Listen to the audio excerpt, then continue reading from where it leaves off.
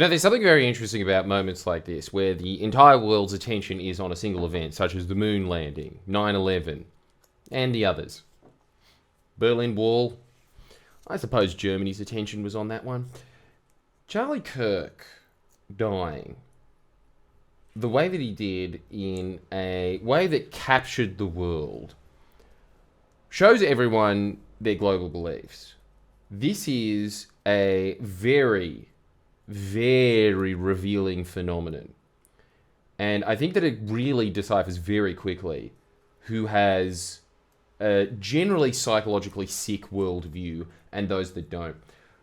I think that a really good way of looking at this is reacting in the way that is almost the inverted opposite of what the average member of the public reacts is probably not a good idea. This is another reason why, if you want to take it onto a broader spectrum, the reason that American democracy doesn't work. The reason that Australian democracy is so much better is because it forces everyone to go and vote. Purely that makes everybody that gets into government far more moderate and boring. And America is obviously always going to attract more and more sick, attention-grabbing stunts. I mean, look, I am not saying that Charlie Kirk deserved to die. I've made so many videos saying that. But being in a country that's like that, I'm saying that being in a country like that, there's obviously so fringy and clearly on edge, just a psychologically sick nation. Being there and doing something that is attention-grabbing like that does obviously make you a massive target, literally a target. And look, he was very effective at getting engagement politically for his political side. That's true. The only way that you can do that in the United States is going to those dangerous levels. It makes all of it much worse because not everybody has to go vote. And I think that this is very much the same when it comes to people's reactions. There's wisdom in the crowd. You know, the vast majority of people will be like, who? Oh, really? Oh, that's bad. Something around there. Something around there. Then there'll be people that'll be on the sides, that'll be martyring him as if he's the second coming of Jesus. There's going to be those people there handing out with the signs saying, we lost a true hero today, and turning him into some sort of religious like deity figure. That'll be some people. And then obviously, as we discussed before, there's a lot of people dancing on his grave. And these are the average American voters. Those two on that side, really. Whereas the vast bulk of people in the middle that are like, that's really scary. I think that that's where the bulk of people are. Anyway, global beliefs is, and I want you to write this down. Global beliefs are, people are, the world is. These are really classic global beliefs. Obviously, there's thousands of different global beliefs, but it's the generalizations that you make to get through your life. We all do it. We all have very incomplete pictures of reality. All of us. We're all looking through the house of mirrors.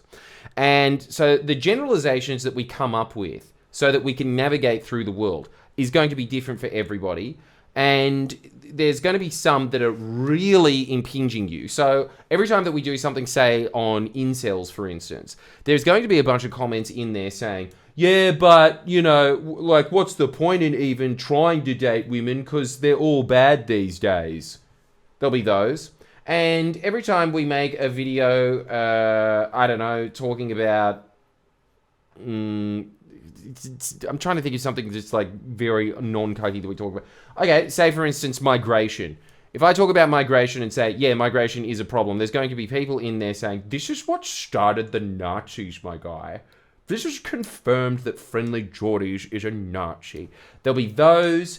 There will be people in every regard. Sometimes when I do a video saying, I don't know, something about a specific man problem, there will be women in there that are just femcells that really hate men, and they will just be making a bunch of attacks on men. And it is all because of their global belief. It's people are, the world is. And I want you to write down that it's really... This is a very good way in these moments of seeing how everybody else is seeing the world. When you ask people about global events, say 9/11, for instance, was another one. 9/11 was very much, there was people that were celebrating it. There was people that were saying, oh, we need to go and take revenge. This is another revealing set of circumstances where you can see just how vindictive some people in your life can be, where you can see just how nasty and bitter and mean-spirited some people can be, how caring other people can be, because this is the whole thing. It's the same event. It's the same event. This is just something that dragged everyone's focus in, and so everybody is going to have a very different perspective on what that, and this is the big thing, the reason that you want to know what these global beliefs are is because it's interpreting how you see the world, and as such, what you think every event means. It's what you think every single event means. This is how you are interpreting these things. I have the global belief that the US is on the decline and it's terminal and it's not going anywhere. So what was my immediate thought when I saw this? This is further proof that the US is on decline. I will see, it will probably be seen through other people's perspective that the US is in a moment where it's not on the right track and it needs to go back in the right direction, and they will see this as a turning point moment, no pun intended, to move and make America great again. That's probably, I'm imagining how like a lot of MAGA is interpreting this moment. This is rather interesting. Global beliefs are going to determine how you navigate through the world, obviously. Because if you're interpreting everything as having some meaning, and you're never going to not do this. This is just how the human brain works. The human brain is always going to put a filter over everything. It was what I was talking about recently, but I will talk about it again because it's just so indicative of this point.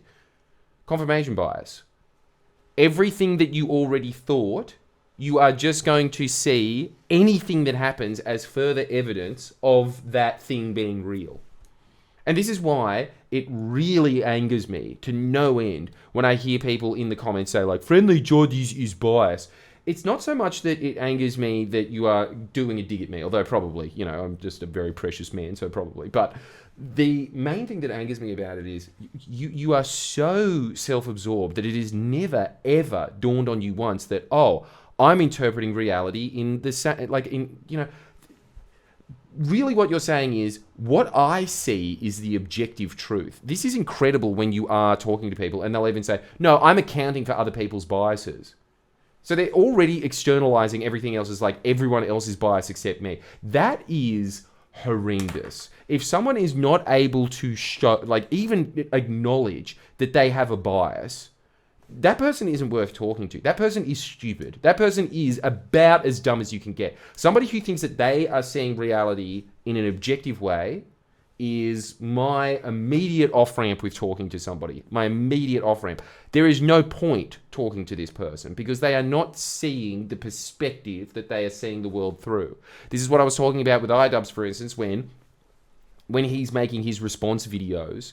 You sit there and think, this is a point I agree with and this is a point I disagree with. Now, there is a very important reason that you are doing this because you want to be aware of what your world filters are. You want to be aware of what your world filters are so you know that this is how you are interpreting reality.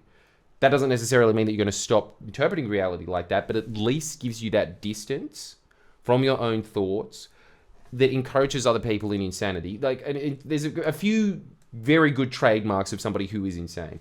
One thing is that everything is about them.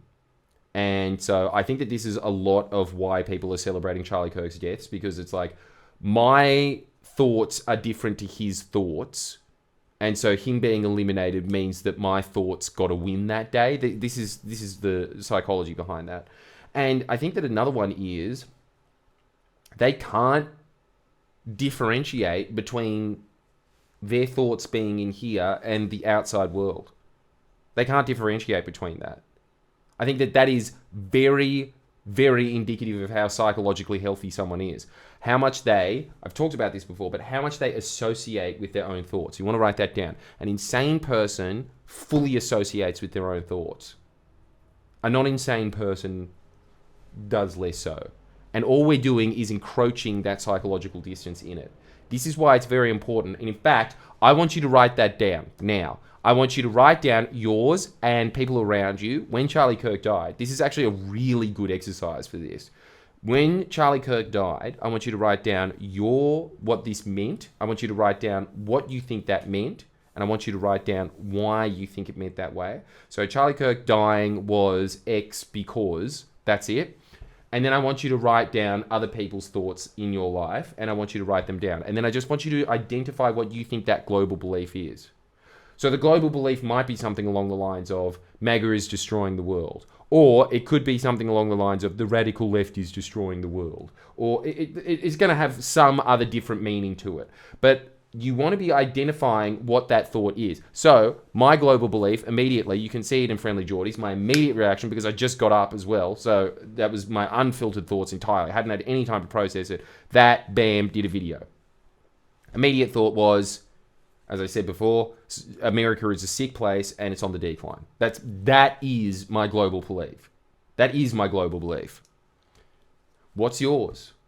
Because at the very least, I am now. Do you understand why this is important? I am now, as a result of being distant from that, as in, this is my thought. This is different to reality. This is my thought. It doesn't have the same hold as it does on insane people where they think there is no separation between their thoughts and reality. That's why it's important. It's also important for you to go get tickets to my seminar because we will be talking about the undeniable traits of success. This is, as we know, from extensive study and research, the best theory on what makes a successful person. And we have, and obviously, this is within the definition of what we will be defining as success there. But pretty much just like the ability to execute goals as competently as possible, right? That's what that seminar is about. It's going to be eye-opening. It's going to make you a better person. So make sure that you get those tickets there. And obviously on Patreon, we've got 3 extra of these videos a week. See you there.